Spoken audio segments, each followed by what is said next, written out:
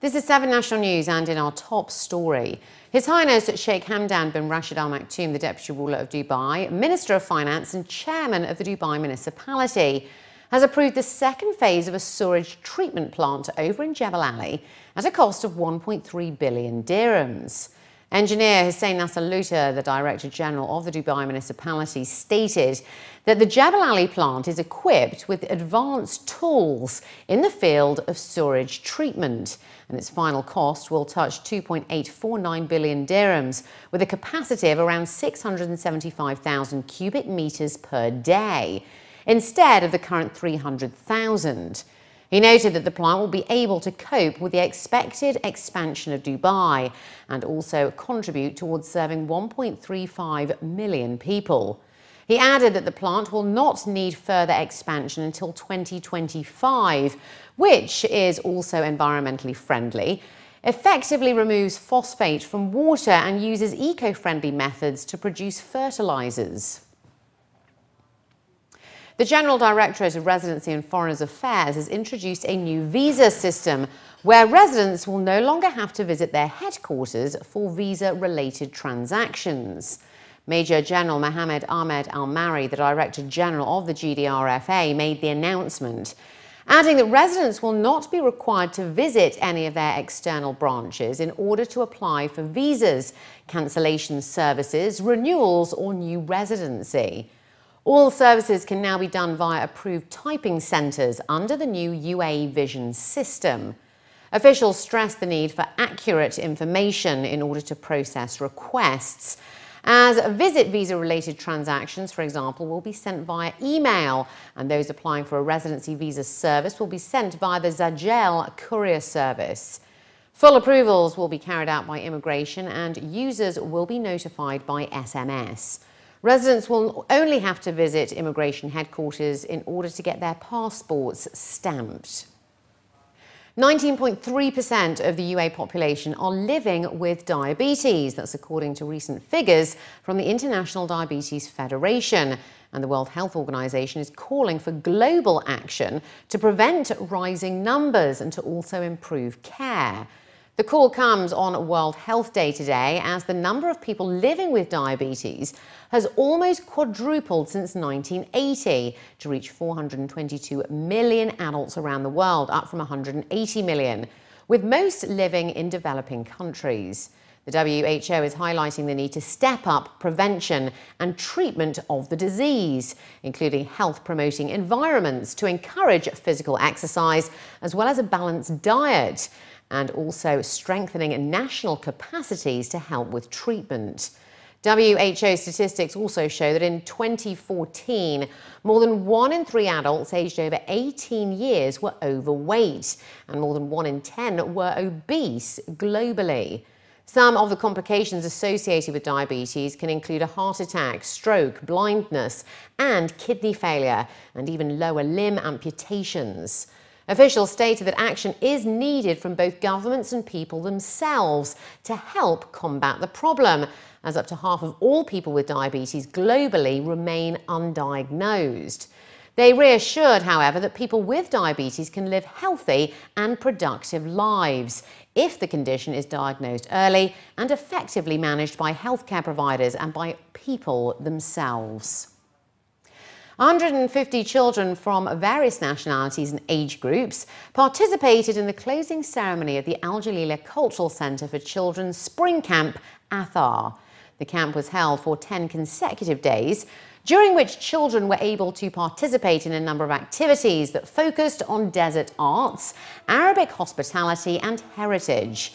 According to organisers, the children produced around 100 paintings using materials from nature, such as sand, coffee, spices and plants.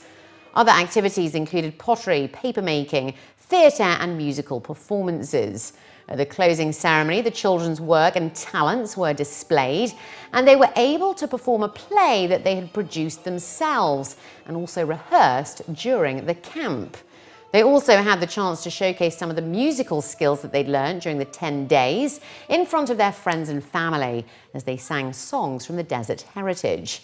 According to the organisers, Al Jalila Cultural Center for Children is founded on the belief that culture is essential to understanding both ourselves and the world in which we live today.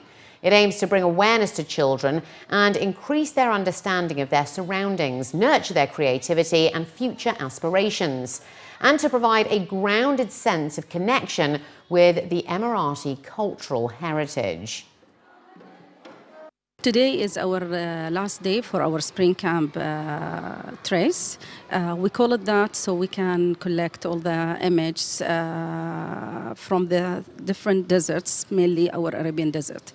So people or the children here in different departments, they are participating, for example, with painting, where they use all items instead of the toxic killers. They are using the real materials, spices, coffee, things that they can bring and can feel or smell, see in the desert.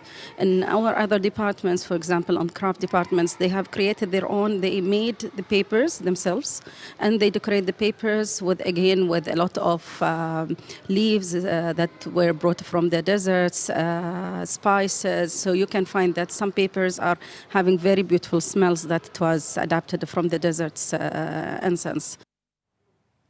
Qatar's Nasser Al Attiyah now has his second Abu Dhabi Desert Challenge title within reach, after landing in a commanding position at the end of leg 4, while Chile's Pablo Quintanilla snatched a significant bike's advantage to carry on into the final leg.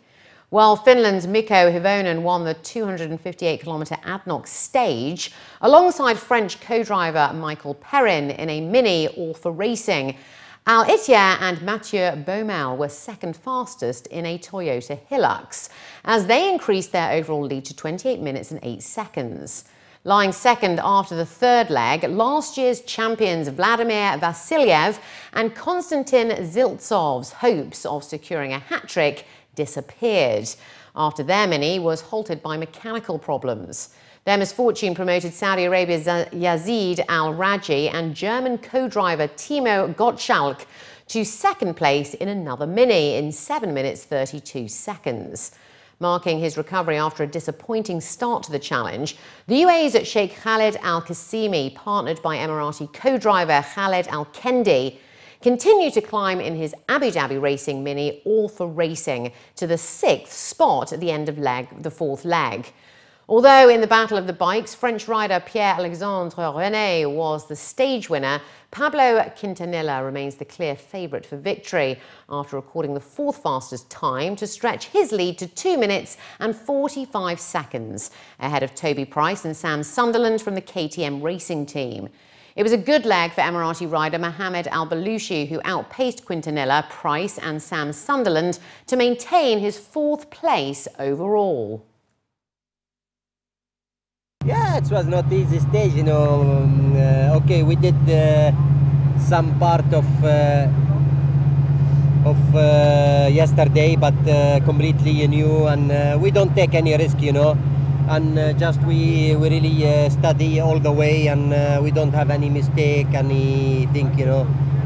I'm quite happy to finish the stage, yes, and just we're looking for tomorrow. Yeah, you know, this morning I wasn't feeling that good, so I just wanted to get through it, and we pushed really hard at the beginning, and we got to the second car on the road behind Nasser.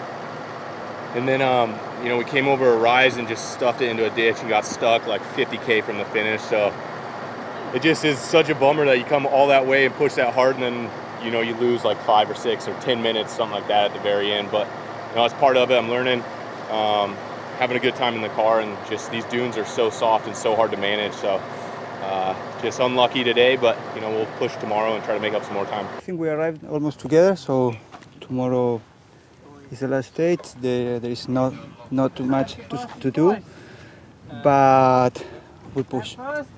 And finally, looking to other news now, the Dubai World Trade Center arena was transformed into a magical Disney theatre as hundreds of families attended the opening of Disney Live presents Mickey's Musical Festival on Wednesday night.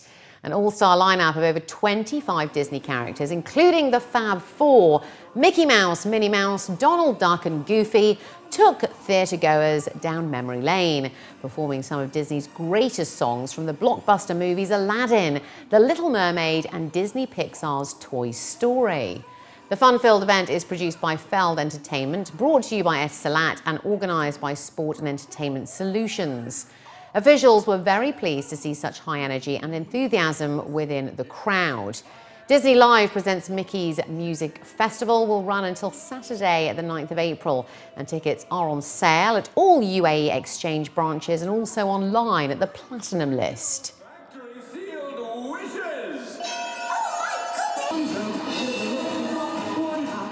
Dubai in general has become a global capital.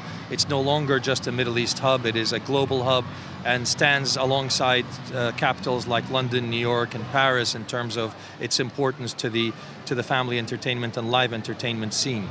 I believe with the vision of His Highness Sheikh Mohammed bin Rashid, which is to bring 20 million visitors by the year 2020, those families that are going to be here will need a form of entertainment. Yes, there's great retail, great hospitality, restaurants and hotels, but there also needs to be a large choice of family entertainment products, and I believe with shows like Disney Live and Disney on Ice, we are providing that to the scene here in Dubai. They have like the parachutes and the dance, and I like how they protect and like they fall down in the back, like they think they're dead. I like that, and I like how they're acting, like making new games, like they're acting. It's very funny, and I like the dancing from them. It's really funny.